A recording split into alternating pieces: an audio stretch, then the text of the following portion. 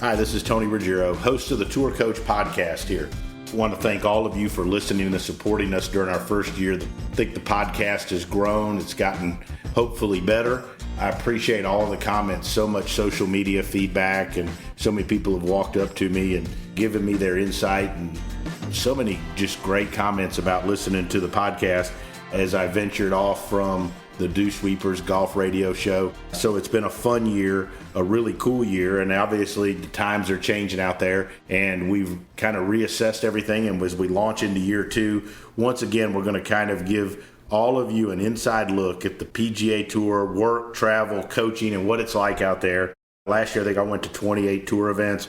Obviously, this year it's a little different with everything going on in the world, but you'll hear me from various stops along the PGA Tour, as well as sitting down with my players and coaches and friends at the Learning Center at Frederica, where I'm based out of now, over at St. Simon's Island, Georgia. Just a fantastic place, and I'm grateful for the move there and for the opportunity to coach at what I think is the highest level of our players over there at Frederica.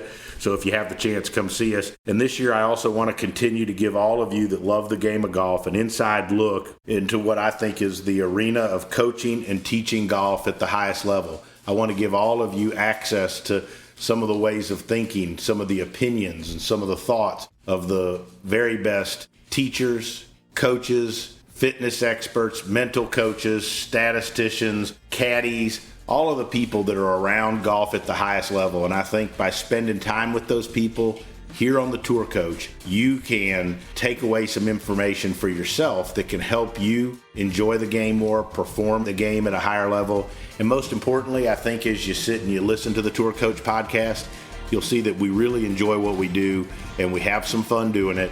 And I think you'll laugh along the way with us. So sit back. I hope you enjoy the journey of the Tour Coach into season 2.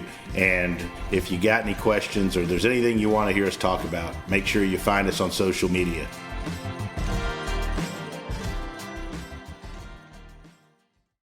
Tony Ruggiero here on the Tour Coach, sitting there with my good buddy Mark Wood at Sweet Gum Cottage down at Frederica. And Woody, you've brought a gaggle of a bunch of great guys from all over down here. Yep. And they're going to kind of hang out and participate a little bit. We're going to ramble for 30 minutes. Had some fun. It's been fun. Great group of guys. Good group of guys. And, these guys wanted to come down. They wanted an experience. They wanted to hang out with me. For sure they wanted to hang out with you. Why wouldn't they? But look, you're a legend. But they wanted an experience. Okay, what's it like in the day of a tour player? What do they really do? So you and I, obviously, Mike Nolan was here with us, and then we had Randy Myers came over and joined us, and then Mo Pickens. So, they got a little bit of everything. I think one of the things, and I would say to you guys is, and Woody, you've been out there way longer than me, but I think that at any level now, if you want to improve a bunch, it takes a team of people to help you. There's a bunch of different disciplines involved in helping you get better at golf, like you saw Mo and you saw Randy, and I think every teacher has their group of people they rely on, and they do that. But I think it's applicable. I've tried to do that in my teaching career.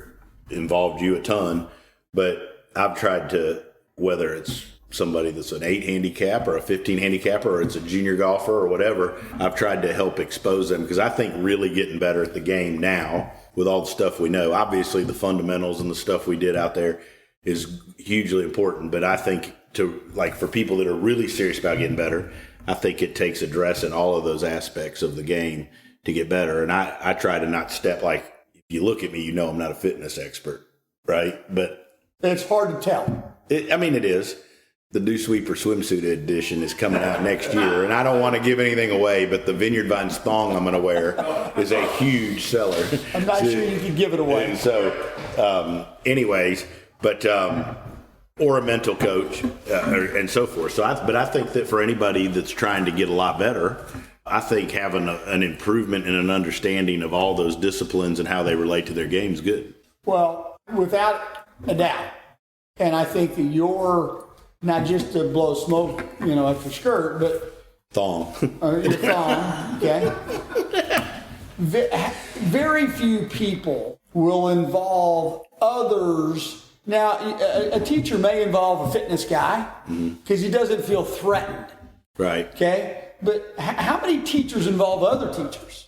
Okay, I mean, we do a bunch of camps together, both junior and senior, and I mean, and I commend you for it because you're comfortable in your own skin, and when you're teaching these guys, you like others' opinion. You may not use it, right, but you want to hear it. I love getting other opinions. I always think of, I mean, if I got really sick, which I hope I don't, but well, heck, my wife Yvonne's been sick, and so we went to people in Mobile, and Jim Kaufman, who owns Frederica, got us in to see people at the Cleveland Clinic. I mean, we've gone to get other opinions, right? Right. And it didn't mean we had to take everyone or believe everybody or think it's the best, but I think you want to be the most informed. And so as a teacher, I always think of myself. You've told me this once, way back when we were talking about Bobby Wyatt a long time ago. Like, you got to tell them the truth because you're going to get fired either way, right? Like, if you try to not tell them the truth and you don't tell them what you really think, you're going to get fired. And if you're wrong or whatever, you're going to get fired either way. So, like, I've just always felt like I always think of myself as like the CEO of their consulting group, the consultants, and I feel like I'm with all of my players. I'm in charge of a bunch of the information that comes in, but I like to get as much of that information as possible. And I don't always, maybe 90% of it, 80% of it, the player never hears. Right. But I I have stats, Peter Sanders. Yep. I met him with Hank Johnson years ago. Like, he'll run stats for me. I may never share one bit of that with a guy, but I'd like to know what they are. Right. When a guy's struggling, I love to send a video to you. And for me, I like to take videos and send them to people that are opposite. Like, I worked with you forever, and we've been friends forever, and you taught me in high school. So I kind of have an idea where you'll go with some of it. Yeah. Right? But I love to get your opinion on it. And then I love to send it to somebody that's completely opposite. Okay. And get a different view. Like, I'll send it to Brady Riggs, right, who's a good buddy, right, and he's got a real scientific approach because of his degree and stuff out there in California. And then sometimes I'll be walking at a tour event and I'll show a video to Randy Smith walking on the fairway, right, and get 2 or 3 opinions, and then go, well, I like this, I don't like that. But I don't know why everybody's so territorial, but like, I think that would help. Like, and I think it helps golfers here. Like, we've had a great group and a fun group of guys, but like, getting different opinions to me is never bad. Like, I don't think if you helped a guy more than me, or you came up with a different approach that clicked with a guy, makes me a shitty teacher, right? It doesn't make me bad. Or if I got through to a guy and you didn't, doesn't mean you're a bad teacher. But I feel like that there's people out there that think that way.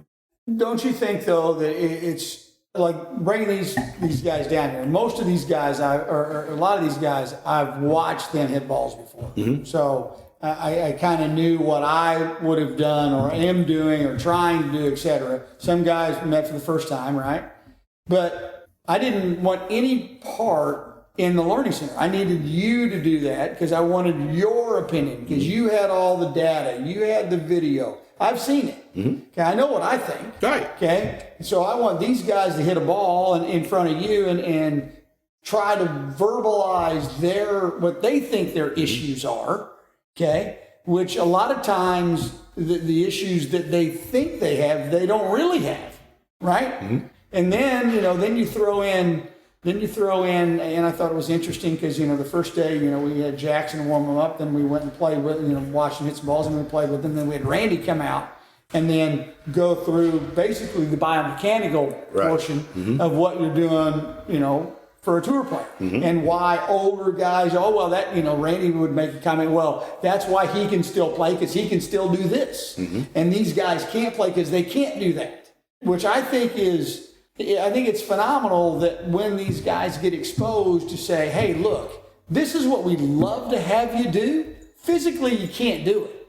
So you're teaching around that, right? We're basically building in compensation. You have to. 100%.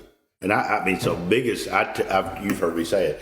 So I had a great upbringing in teaching under you and Hank Johnson, Wayne Flint, and I learned the basis of what I teach today. That's same stuff every day. But one of the biggest things to me was learning more about the body, because I had the good fortune. I'm obviously with Lucas early on, was with Randy, and then I've done a ton of stuff with Colby, right? And so that understanding of that been the biggest change in how I teach people. Because, like, I mean, and then you look back, I'm guessing you have, but like you look back like 15, 10 years ago, and you're like, well, no wonder that some bitch couldn't have hit it. You know what I mean? Like, no wonder, like a guy's left hip was all screwed up or whatever, right? Like, no chance. So, like, but we didn't know, or we didn't have an exercise to give him or whatever, right? And we weren't that guy. Right. I mean, we could see that they're dysfunctional, but I couldn't change the dysfunction. Mm-hmm. Where Randy or Colby or those guys, they could change the dysfunction. And if it became less dysfunctional, then it changed their golf, for sure. Malaska, all those guys. All those guys have influenced our teaching. Correct.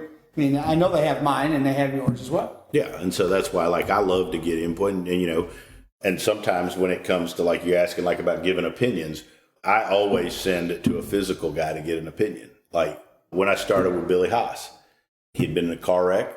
Yep. Knew his knee was messed up. I knew he didn't probably do a ton of rehab. I could tell looking at it that the leg and the knee didn't act right. Okay. Right. So I was actually down here at Frederica, and I was doing a thing with Scott Lynn, the biomechanics guy, who I use a bunch, and Colby. And I was like, hey, look at this.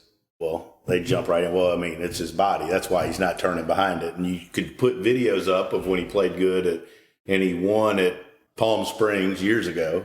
Well, his leg and his knee look different going back. And so, I think using all those resources, I think the point, one of the things I wanted to say in this is, like, you don't have to have Randy, or you don't have to have Colby. There's people in everybody's hometown that can help you do this. And I think if you're serious about getting better, you owe it to yourself to get multiple opinions and multiple disciplines to look at what you're doing, because sometimes there's answers that are easier for you, or things that are going to make you able to get better than you thought you could. Without a doubt. I mean, and it doesn't have to be a physical fitness, but it could be somebody that's in Pilates, somebody that's in yoga. I mean, all the different mediums That's my next thing, my yoga calendar. I can't wait to see it. It's going to be huge. Yeah.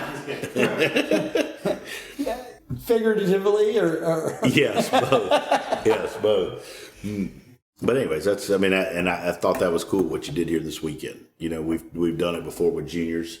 Haven't done it as much with adults. This is kind of the first where you introduce them to multiple disciplines. And then the cool part to me is, I think, putting them on the golf course. And Mike and I talked a bunch about it. Like, you teach them, but then they want to go out and play. And I think having them play and compete a little is good, because that gets the juices flowing, gets them doing what, and it's fun riding around. You played some with them. I rode around and watched some holes. And what I was really impressed with is, like, to me, the setup stuff makes them feel real screwed up, right? Yeah. But, like, how I would say almost everybody that I saw stuck with the setup stuff. And they felt shitty over the ball, right? But they stuck with it pretty good. So, like, they had a decent chance to get there, So, I would throw it out to you guys that are sitting here with us, and appreciate you guys coming out. I mean, we've had 2 days of 3, or 1.5, let's call it 1.5. What were some of the things that you liked, didn't like, thought it was interesting, not interesting? We'll edit the parts you didn't like out of this. I don't want anybody to think anything I did was bad.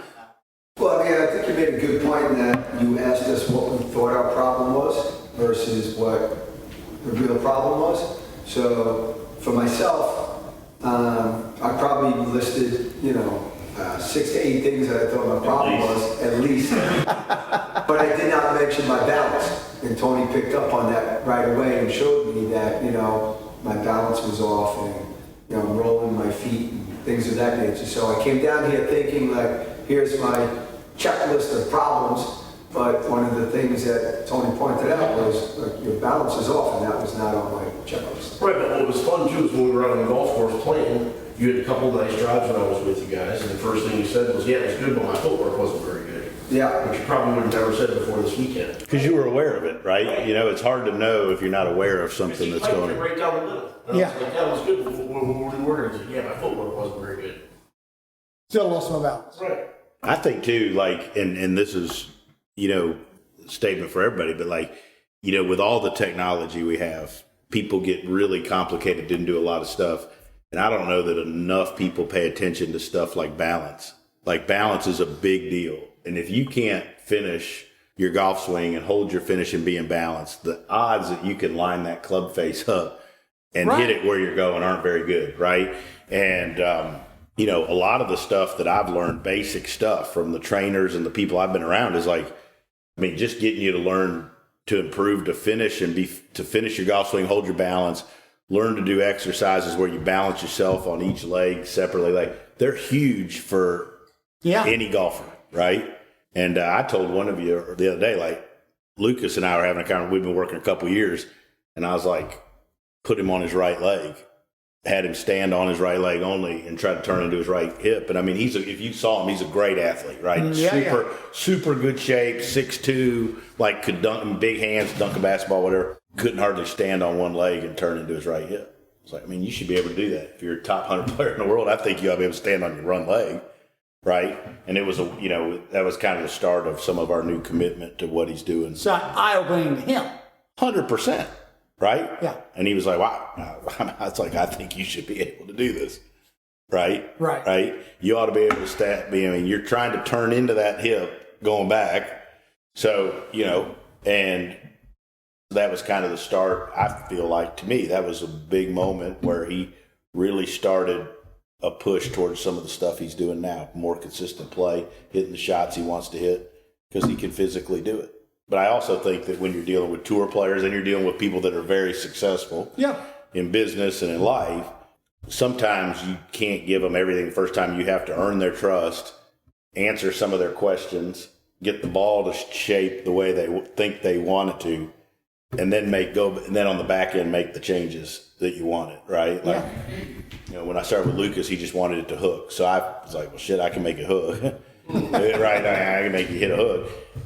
Then after you get him to hit a hook, you go back in and you make it not hook as much, and you get it to do the things that be your preferences or you think that would work better. But I think that's the same whether it's a tour player or a successful person. Like, sometimes I think can't just do what you want to do and tear some stuff apart. You got to get the ball to do. We're talking about fixing a ball flight. You got to make the ball. You got to answer some questions and make the ball do what they want it to do to help them buy in and see, well, this guy knows a little bit about what he's doing. Anybody else? Yeah, I thought the video sessions were very helpful. Humbling at the same time, but helpful. You guys were tweaking a bunch of in my swing, which really felt drastic to me. But then when you go and look at it on the video, it's like it's barely moves. It's really little things. So you got all that in your mind, and you feel like you're all screwed up. But then when it works, it works. Mm-hmm. Well, it's interesting because you see it. I mean, not to pick on you, but you came with an open club face, okay, and so there was very little smash on the ball. So the ball curved in your case, and a lot of throw. Sure, well, he had to throw. He's doing whatever he can to square the face, right? Because the face was so open. But then he got the face good and kept throwing, so he started shanking. Yeah. And I was pissed that you squared the face up first because I was like, well, shit, now I got to sit here for 30 minutes and watch shank. I was like, damn, Woody. Oh, my God. Yeah, and then he sends them to me. OT will fix it in there on that swing camera. I'll get him to square the face, and you get him to move. Yeah, so, and we did, right? And I also think that one of the hard things is you can see that sometimes they're making better motions, and for a little bit the ball's not better. That's right. Right? And like you were a great example. Like 90% he kept telling me he was doing good. 90% of it was better. That's but right. At the end he couldn't stop. Right? Well, and so now I'm gonna pick on Mike Nolan for a second because don't pick on him. He's been nice all week. No, because oh my God. Because look, he does the same. I mean, he lined up a bunch of salami for you. Right. But he'll be the first to admit it. Okay, you tell him the story. I'm not going to throw you. You can throw yourself under this. About when somebody begins to struggle a little bit, even though they're doing better. Oh yeah, no, I'm not very good at that part. I'm not going to be tough on them. Is that what you're talking about? Yeah. Yeah. So what I do a lot of times, most of the guys in this room I've given golf lessons to over the years. But look, I started working for Mark in 1998 as coming out of college, right? And obviously I spent most of my career with him. Because I probably wasn't very hireable anywhere else. But long story short, I've always, everybody I teach, and especially now that we're busy with other business, but like everybody I teach, I see Mark every 6 weeks with them. And I told everybody, listen, we're going to do this because it's good for me. Because the stuff that I'm not really good at is when it's really hard. And you guys shaking it, like I'm like, oh shit, the fun meter's not. I need the fun meter more over on this side. Right. So when it gets, it's like good cop, bad cop almost a little bit. Oh yeah. Because some of my stuff I do, I think I'm very confident doing what I do. But when it gets, when the ball starts going straight right, I just like all my buzzers go off, and the fucking fire alarms go off. That must be like a progression in the like teacher handbook, because Right. like when I'm around Woody, I'm the good cop, he's the bad cop. Right. And then to Jackson, I'm the bad cop, he's the good cop. Right. It's funny how that is. Yeah. But it's all a matter of how guys like the pressure, right? I mean, sometimes, there's pressure. And hopefully all these guys, got the feeling, look, we're in there. We're down in the dirt with you. Mm-hmm. We're in there. We're in that foxhole, right? And when they're struggling, we're struggling. Mm-hmm. I mean, and it's not like, hey, we really don't care, because you care. You're in there with you. Right? 100%. And I think they all get the sense that we're in there with them. I mean, like when you were shanking, I was dying. I was like, you're dying inside for them. All right, let's move on. Man. yeah, but I mean, like, and yeah, that's what I said during it. Okay, I mean, I was like, hell, Let's move on. Let's go chip. I mean, hell, why don't you go hit a bunker shot? You can throw it there and make Jackson make you look like a champ. You go like a champ. You don't have to hit the ball. But no, yeah, obviously. I mean, I think, but it's interesting. Like, and so to me, it's that way. One of the most common questions I get, I know you get too, is like, well, how different is it teaching tour guys? And these and it's the same. Like, I mean, their struggles may be a little different, but it's the same. You're down there in the trenches with them. When you're struggling, we feel shitty and you feel like you can't find an answer, But I think that's what you want in a teacher too. You don't want somebody that doesn't care and isn't worried, right? I mean, that's not the guy you want. I wanted to say something on that. I've known Mark for quite well, not very well, but Michael's worked for and with Mark for forever. And I think Mark is I hate to say this in front of Tony, but I think Mark is a terrific guy, and I have a world of respect for him. Why would you hate to say that in front of me? Because you think I'm horrible. You're always jabbing a little bit.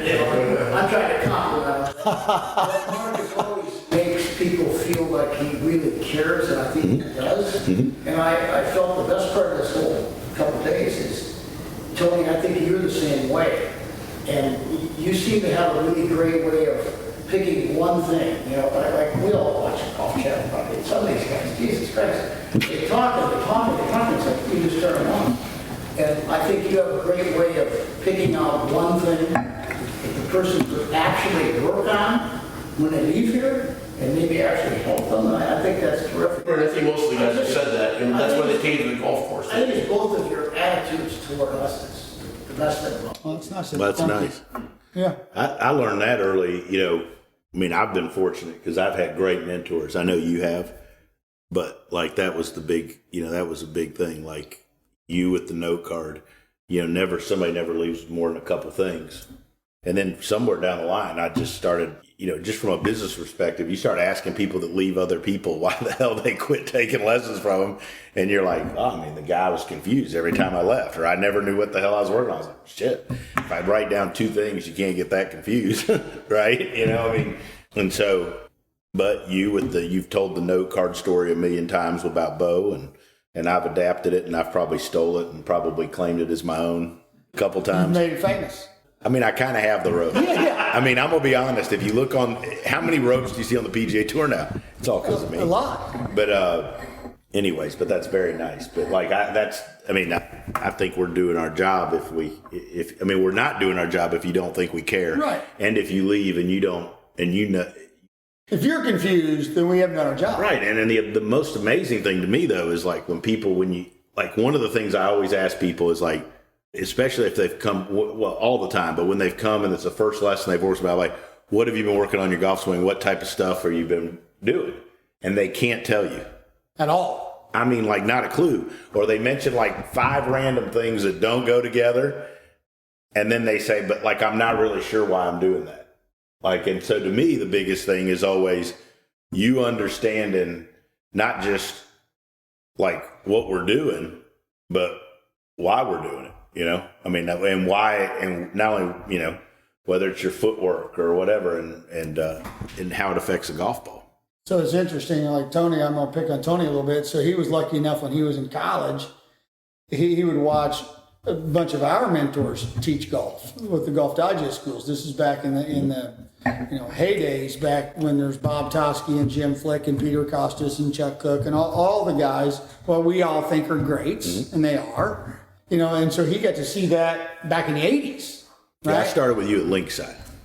Yes. Linkside. Yeah. Right? And then that's how I met Hank. Yeah. Right? And Wayne and all those guys. Yeah. I mean, and then Tony DeRico also, when he was in college, he used to watch the Golf Digest schools. He's lucky. Now, was Ness part of that crew too? Ness was part of that group. Ness. Absolutely. Yeah. And Davenport and all those guys. And so, he's seen a bunch of them. My favorite Ness story, every time I got to tell this. And it was his 72nd birthday 2 days ago. So Was it really? Yeah. Well, happy birthday to Tommy Ness. Yeah.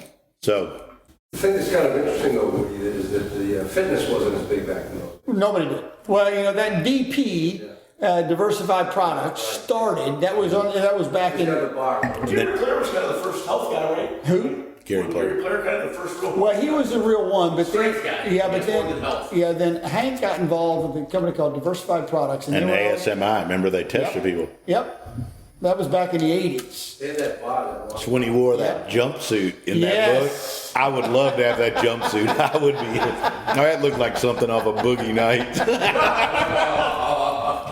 Yes. So tell your Nest story. Okay, so I'm nervous as shit. Anytime, I still get nervous when I teach with Woody, right? And I mean, how can you be nervous around me? because he'll tell you you're full of shit in front of everybody if you're full of shit, and he'll go no, whatever, right? And so Very often. it's all right. It's podcast. We're not even edited, but it's for the ratings. But so Ness, I'd heard how smart this guy was. I'd been around him at the cocktail parties, Yep. and I loved him. Super dry sense of humor, unbelievably brilliant. And I always thought of myself as, a good coach or anything, but I never, just internally, I'd never think of myself as that smart of an exit as those guys in the golf swing, right? Compared to guys like Ness and Woody and those guys, right? So we're at this golf school, and they're gonna take the headline guys, which would be guys like Ness and Hank and Woody and Randy Smith, Chuck Cook, Rob Akins, and they're going to pair the junior guys like me up with another guy that you don't work for, right? So you get a chance to learn. I grew up Catholic. All I'm doing for 3 nights is praying that I don't get Ness, because he's so smart. I'm like, he's going to ask me some shit I don't know. I'm going to look like an idiot, and I'm Gonna throw some math in there. right? I'm like, yeah, I don't want Ness. Pray I don't get Ness. And I'm like, so we're on the putting green there, and there's that little brick wall, and they're handing out assignments, and it goes 3 or 4 people, and Ness is still available, and I'm still available. And I'm like, but Randy Smith's still available. I can handle Randy. Yeah. Right? Randy and I can bullshit about something. I can handle Randy, right? And they're like, Ness, Ruggiero, full swing. I'm like, this is a nightmare. This is the worst possible scenario. Training does not work. This is the 100% worst thing that ever happened to me in my entire life. So I walk with Ness. We walk across that little hole, that par 3, up that tee, and he doesn't say a word. Just walks. And we get up. Slunched over a little bit. Yeah, slunched over, walks over, and I'm going to use the F word because he used it. So we get up there, and these kids are hitting. And I'm scared he's going to say something. He goes, what do you think we should do here? And before I could say anything, he goes, he's too fucked up. Let's go to the next one. Right? And I look at him, and he goes, relax. We're teaching golf. I'm going to help you. We'll be fine. And it was awesome, right? But I was so nervous. I still get that way teaching around you. No, you do not. Yeah, I do. No. The other one I'll tell you, the last time I was that nervous was when I gave Bill Haas a lesson with Jay sitting and watching. Yeah. But that's because you care. Exactly right. That's a compliment to you. That is a compliment. Yeah. So awesome. Bill came down. I'd been to Greenville and seen him at tour events a bunch. And he was coming down for the RSM here last November. And Jay was caddying for him. And I'd met Jay several times. Couldn't be a nicer guy. I mean, and like I personally think should be in the Hall of Fame. Unbelievable player, right? Yep. And I knew that like Jay and Bill Harmon are best friends. Yep. And you obviously, if you listen to this or you hear me, the Harmon family's they're It's the Kennedy family. right of golf. golf instruction, and I've been very fortunate. All of them have been very nice to me. Yep. And I had talked to Billy a bunch. I had Billy some when I started working with Bill because he had helped Bill Haas and forever. And so I'm sitting there and I'm trying to teach this lesson, but I keep watching Jay, and Jay's not saying a word, and he keeps filming things. And then he would text something. Oh, I knew what he's doing, right? I mean, and I'm like, whew, I'm nervous, but Bill's hitting it good. And then we go out and we hit some drivers, and Bill hits like 5 drivers, just hammers them. And the first words, basically, Jay says are, Bill, if I were you, I'd just keep doing that. I'd listen. That was basically the gist of it, right? Yeah. And I was like, okay, That could have gone worse. right. But well, you know me, like, man, I was stressed. Going into that lesson. I was like, just please hit it solid first, right? Let's not get this thing going south in front of Dad. We don't need that. Woody get his face squared up. No, at least I don't have to worry about that shit. But Woody already got the face square, and I got to deal with the shanks. Yeah, but Dad obviously had a high regard for you because he clearly showed up with his son and must have been okay with the fact that his son came to you. Otherwise, he probably... I think it was he's trying to figure out if it's okay. Yeah, I think I so. don't think he would have wasted his time if he didn't think... Oh, yeah, he would have. Right? So, yeah, obviously he has a high regard for Tony. Yeah. But he wanted to come watch, but he also wanted to come watch because he's so involved in his kids' game, just like his own game. Which is great, right? Which is great, right? And now, he wants to watch, and he wants, because he's been there, he's watched these kids grow up. So it's a compliment, but it's also a test. There is no doubt in my mind. It's a huge test. Okay? And so you pass the test when you make the compliment. Yeah, right. And but that's an interesting, but I think but for me as a teacher, after you're through, it's a cool thing. So tell and you go as long as you want to go. Tell these guys, which I think is one of the best stories ever, of the young man that you take one of your students to another teacher to get a TrackMan lesson, right? Don't use any names, but just student, ex-teacher. So I'm early, so obviously, one, I'm not very smart, but two, I buy a bunch of technology because I would classify me as old school. But I think, I said to some folks in the building the other day, I think to teach at this level nowadays and to teach high-level players, I think you have to have it, right? And I think it's an investment in what you do, and I think it's part of the business. So when TrackMan came out and I was going to get a TrackMan, or I'd gotten a TrackMan, I certainly didn't understand what the hell it was. I mean, I barely knew how to turn it on. I just learned how to turn it on like a month ago. And so I went to see this. So I researched. It wasn't hard to do. At that point in time, I mean, I had a decent following, but nobody really knew me. So I went and I found a guy that was a TrackMan expert, and I took 2 of my players over.